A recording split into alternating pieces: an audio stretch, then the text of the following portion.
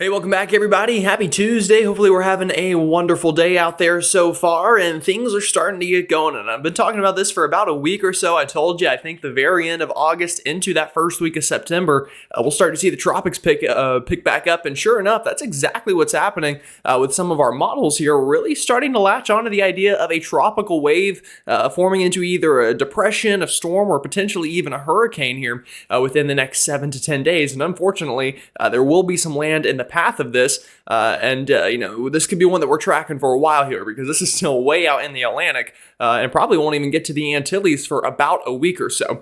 So definitely a lot to discuss there. Also, severe weather back home. We had some big time storms yesterday on up there through the Midwest and the Northern Plains. We're going to do it all again today, but we're going to shift that threat east a little bit and then potentially have more severe storms tomorrow and Thursday as well. So it's a pretty active stretch here in the weather department. I'm also eyeing a big time cool down going about 7 to 10 days from now that could really make it feel like fall once again. So it's been a pretty active into August. The tropics were a little quiet, but again, that's starting to pick back up here and we'll have plenty to talk about. So I do want to say thank you. We hit 9,000 subscribers yesterday. I will remind everyone the big goal is 10,000 by the end of hurricane season. So that gives us about 2 months or so to get there. I think it's very doable. We went from 8,000 to 9,000 in about a month or so. So I think, we can definitely get to 10,000. So with that said, if you haven't already subscribed, definitely do so. Like the video and comment. Let me know where you're watching from and what you're seeing out there. All of that really helps these videos reach more people and helps the channel grow and also helps my resume. So I do appreciate it.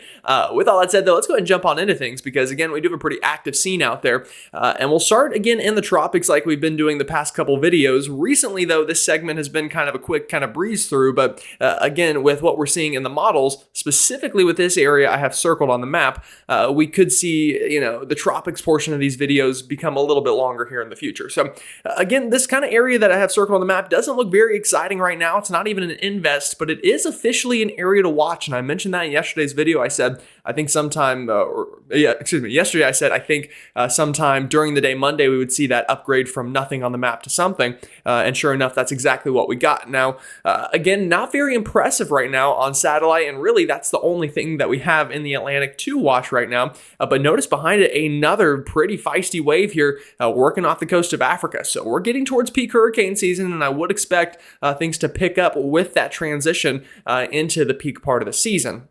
And again, right now, I really don't think we'll have anything within the next 48 hours. The National Hurricane Center agrees, but once we get 5 to 7, 7 to 8 days out, I do think we have a much higher chance of development here. And again, NHC agrees. Now with this yellow area, only a 20% chance right now of development, but should the models kind of continue in the direction they're going, this very well will get bumped up, or very likely will get bumped up here within the next couple of days. But right now, again, we're still in the very early stages, so there's going to be a lot more questions and answers at this point of the forecast with this system. But just know that we're watching it and definitely keeping both eyes on it because of the map I'm about to show you right now. Now, again, I showed you on satellite, nothing exciting right now. The NHC page, we still have time, nothing in the next 48 hours, still a low chance even within the next 7 days.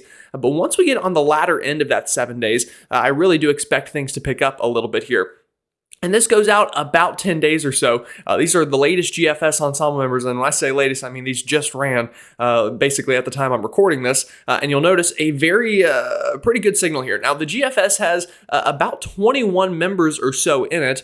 And I mean, I could count all these, but this is probably a good 60 to 70% of the members showing this storm developing and getting somewhere towards the Caribbean here. Now, some of the members, bring it all the way into the Caribbean. Some of them kind of cluster it up further north towards the Bahamas. That part of the forecast will really depend on how quickly this storm develops, if it does at all, and how strong it gets. Generally speaking, the stronger these storms get early on, the more likely they are to pull north, and thus would, kind of track through the northern Antilles and towards the Bahamas. If this stays an open wave longer, this would likely go through the southern Antilles and into the Caribbean. So we're watching that, but also behind it, look at this, that big wave I showed you off of Africa. The GFS and its ensemble members are picking up on that one as well to potentially develop. So we've got a couple areas we're watching here for sure. Things are definitely picking up, and it's not it's not just the GFS, also our European model and its ensembles, a very impressive signal here for some tropical development. Again, the European, I think, has 51 members, maybe 52.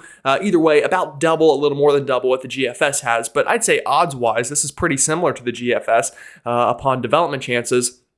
And what's different with this compared to, the past couple of days, we had members on the map, 3 or 4 days ago, but they were kind of just scattered around. Now you'll notice this is a much more confined area that's showing up and just shows that the model has more confidence than it did a couple of days ago. Also, much like the GFS, look at this wave behind it, also trying to get going. So, things are picking up. I told you it would, and, I don't want to run a victory lap just yet because nothing has happened, but it does look like a pretty big win for the Climate Prediction Center, who had that forecast map I've been showing you for the past week and I told you to watch, that showed development here in this exact time frame. So, if something does develop, kudos to them. And obviously, these are people who are professionals. They've studied the climate most of their life. And that's why they have the job that they do, and that's why they're so good at it. So, never listen to the models that say nothing's going to happen in a certain time frame. Never listen to people who just assume 10 days out that we're not going to have a certain type of weather. Because honestly,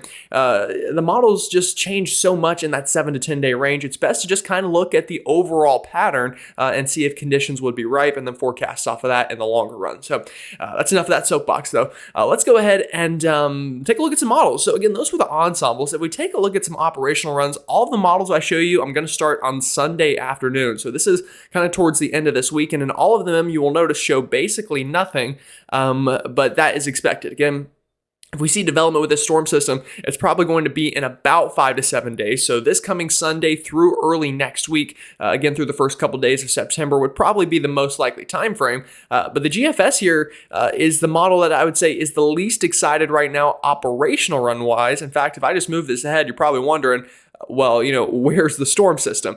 And we can try to find it here. In fact, I haven't done this yet, but if we take a look at our 500 millibar vorticity, we will probably be able to find it here in the same time frame. And hopefully I don't embarrass myself because this is my first time looking at this personally. We'll get this into Sunday afternoon. So this is our wave. You'll notice nothing super exciting on this look, but definitely, there is a wave there that is trying to spin at parts of the atmosphere, and the GFS just kind of pulls it into the Caribbean and then doesn't do much with it on the operational run. Now, again, I showed you the ensembles. The ensembles were a lot more excited, and I'll add, generally speaking, the ensembles are kind of the first to latch onto these things.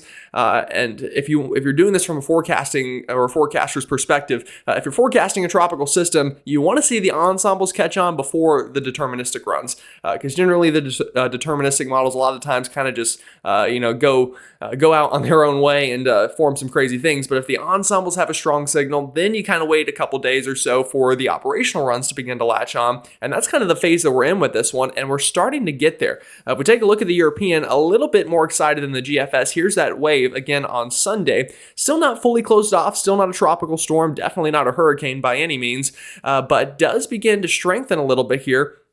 And by the time we get towards next week, it tries to get this into the Caribbean. This is next Tuesday, so a week from today. Again, kind of here near the Antilles, bringing some shower activity. Still not a named storm, still not completely formed. And then continues to just kind of work on through the Caribbean there, not doing much. Now, yesterday, the European operational run, developed the storm system. And actually, I'll even go back here a second too. If you notice this is that wave behind it that the latest Euro actually develops there at about 10 days out. So I will mention that. But again, that's far enough away that we'll have plenty of time to come back to that one. But again, yesterday's afternoon European run actually did develop the storm system. And I expect in the next couple of days, we'll probably see more operational runs latch onto that idea, but it's still the early stages. So one day you're going to see nothing, the next day you're going to see something. That's just kind of how this generally goes. But some models that are forming this, the Icon, here we go. This is Sunday as well. The Icon, a couple runs in a row now, has latched onto this idea of a tropical storm about a week from now, moving through the northern Antilles. Again, not a very strong system, but a system nonetheless. And then eventually, we continue that track generally through the islands here. So that's one model that does develop it. Another model, our Canadian model, I will show you here. Same general time frame, also very similar to the Icon, does develop this and then even eventually moves it up towards the Bahamas as a tropical system. So again, I just want to note here that we're still in the very early stages of things. None of the models right now are showing any crazy, Category 5 hurricane doing, crazy things, which is good. But I will caution you that, again, we're still at the very early stages of the storm system. And what happens within the next week is going to have huge ramifications on what happens down the road with it. So let's take a look at the general environment for this storm and just say, well, is it possible it develops? And it definitely is. This is, again, at the same time, a Sunday afternoon. Here's the storm. You'll notice this area of some increased humidity values and precipitable water. There is some dry air near it that will definitely hinder development some. But the reason the storm has a better shot than some of the storms previously is its track. Here's the intertropical convergence zone, this area of green that you see, or our monsoonal trough. And the storm has latched onto that pretty well. So it's keeping it south of this big area of Saharan dust, which is increasing its chances of development here. So that's one thing it definitely has going for it. And as it moves towards the Antilles, about a week or so from now, again, there's some dry air nearby, but there's also a pretty good pocket here of moist air that the storm could be working with, and try to use that to get going. Now, that's just one component. That, again, is moisture. What about wind shear? Is there going to be a lot of wind shear to worry about with this storm? And I think there will be some, but it's going to not be completely detrimental to the storm. So here's where our center of low pressure would generally be, again, this Sunday. And you'll notice there is some stronger shear to the north for sure, but the way that it's kind of blowing the wind, if you will, it kind of helps the storm fan out a little bit, especially to the south here. It's really fanning out the storm system. So I'd say conditions are not off the charts. They're not, the best conditions we've ever seen for a tropical system, but it is conducive enough, absolutely, to see some development out of this, and that's what we'll be watching over the next 7 to 10 days. But again, just quickly to go back and show you, this is the map that I would most pay attention to currently. Again, these are the ensembles, and anytime you get a strong clustering of them, excuse me, with a storm system at this point, especially with something like the European, you're going to want to watch it. So it's kind of where we're at right now. We're still in the watching phase. I can't tell you, is a hurricane going to hit Florida in 14 days? Is a hurricane going to hit, North Carolina in 15 days? There's just really no way to know right now, as we still have a lot more steps and a lot more hurdles to jump through before we get to that point of the forecast. But again, things do look to be picking up, though, is a big takeaway to get out of that. Now, speaking of things picking up, the severe weather department has also been picking up here back home. And again, we had some very feisty storms yesterday. We had some pictures out of Minneapolis specifically that were very impressive as some of those storms rolled on through. Some very large hail, some very strong straight line winds yesterday. I think even a tornado or two. So again, that was the forecast. Forecast panned out very well there for you folks. So, I mean, it's a good and bad situation. Good news is, the science was right. Bad news, unfortunately, you had the storms. But unfortunately, we're not done. Again, here's that short wave that kind of brought the severe weather, still kind of spinning on through here. And this afternoon, probably going to bring another round of severe weather, especially here through Michigan and Wisconsin. But really, anyone here in the northern tier of the country could see a couple strong storms today as that works on through. Also still dealing, with this kind of swirl over Texas. That is bringing some increased shower activity through the Gulf Coast here. And then the other big thing I want to point out on the map here is at the very top. Notice this kind of bowling ball looking thing spinning on through. That is our next storm system that is going to bring some severe weather as well. But more importantly, likely some colder air in a way. Now, it's kind of that storm system. It's kind of a different storm system that's going to do it, but that's the start of it. And we'll definitely want to watch that over the next couple of days, and I'll show you that on the latest models here in just a moment. But first off, let's take a look at radar. Again, we'll start in kind of some of the more quiet areas generally. Gulf Coast states, it's still showery, it's still stormy, especially here near the beaches of Texas and Louisiana. But anyone in that circled area could see some more shower and storm activity this afternoon. But obviously, the bigger story is up into the Midwest. Again, Iowa, Minnesota seeing some pretty good storms move through. Still a pretty nice little squall line here working through the Minnesota-Wisconsin border currently and towards the UP of Michigan. We also had one that worked on through parts of Michigan this morning through the Detroit area. So there's kind of a bit of a train here that's happening with the storms, and we're going to continue to see that this afternoon, and that's why we have that severe weather threat today. Now, watches, warnings, and advisories, nothing too crazy out there. We do have some pretty good fog this morning, I'll mention, across the East Coast. Again, just another sign the seasons are changing here. Generally, fall time is the foggiest here in the eastern part of the United States. So we're seeing dense fog advisories through the coast of Maine, all the way down through the Carolinas, and everywhere in between. Now, for heat today, it is going to be hot. Again, Chicago, Indianapolis, Milwaukee, those areas that are in the orange and the kind of pinkish, burgundy-ish colors. I don't know exactly what you want to call that, maybe even purple. I guess maybe that kind of is a little bit closer to purple than pink, but you get the point anyway. It's going to be hot in those areas. Same thing for the I-95 corridor, New York City down to Philadelphia, those excessive heat warnings and heat advisories in effect.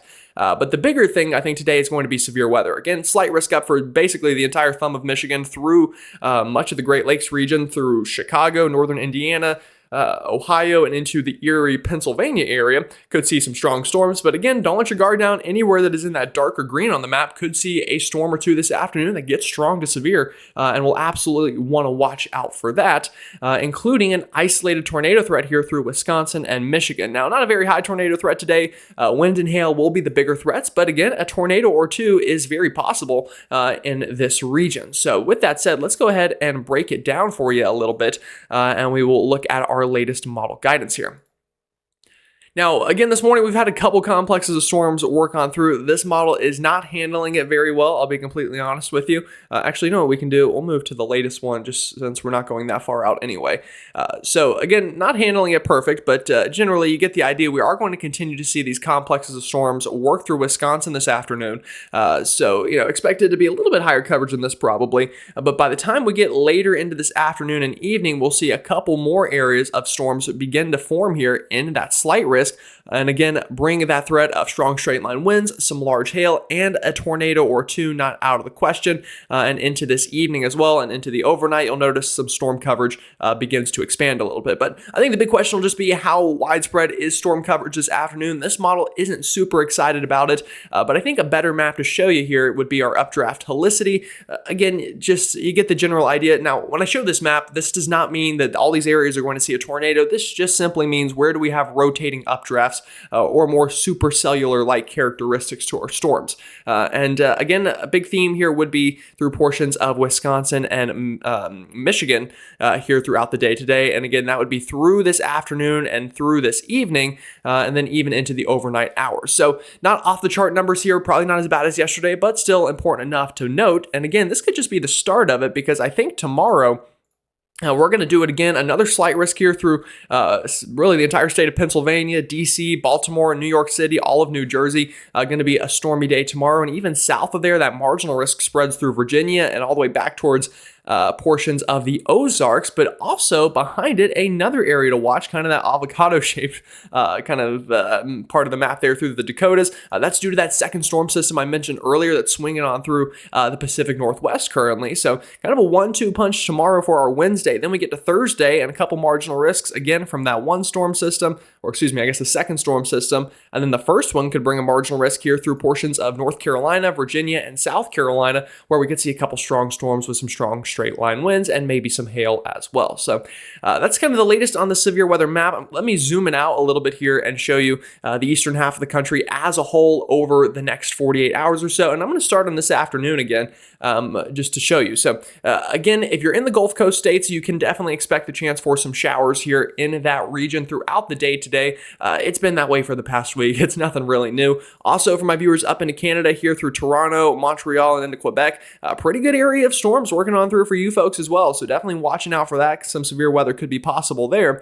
And then, you know, we get through this afternoon and evening. And again, we'll have to watch for this threat of severe weather up into portions of the Midwest, as we talked about. Now, that will continue through the overnight hours, again, kind of probably leveling off after midnight or so. But we could be waking up tomorrow morning with some pretty widespread, showers and storms, specifically up through the Northeast. Again, that kind of shortwave moving through Canada, likely trying to get into the Northeast by tomorrow. And we're going to have a good corridor of showers from Maine, even up through New Brunswick and Labrador, all the way back through, again, portions of Iowa and into Missouri. Now, not expecting a ton of severe weather tomorrow morning, but again, it could definitely impact your commute for sure.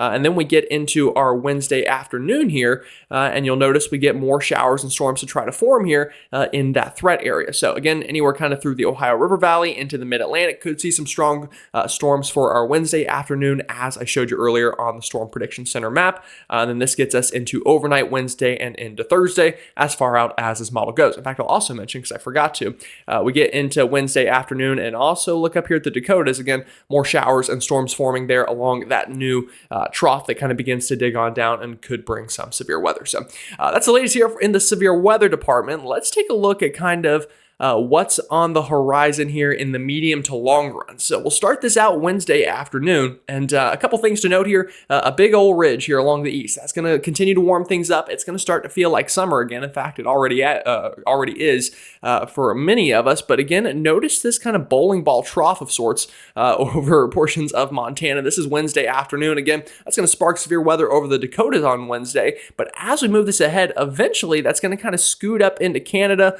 pull north, and what it's going to help to do is pull another piece of energy south. So this is going into Saturday, Friday into Saturday. Here's that storm system. You'll notice even a little bit of a trough behind it up here, kind of a trough axis right here. And what's going to happen is this is going to help pull that second area down into the northern tier of the United States. And you'll watch how that unfolds this weekend. A big area of blue dumps over the Great Lakes region and into the northeast by the start of next week. And that's going to really help to cool things down and bring some stormy weather as well. And then behind it, even another one in the 10-day range. So we're kind of in this pattern right now. These troughs are really loving the east half of the country, and we'll take it, at least temperature-wise. Now, unfortunately, it will increase, severe weather chances, but at least on the backside of that, we get those cool downs. So we'll move this through this week. This is Wednesday and into Thursday afternoon here. Again, watching for severe weather with that storm system up into portions of the Midwest and northern Great Plains.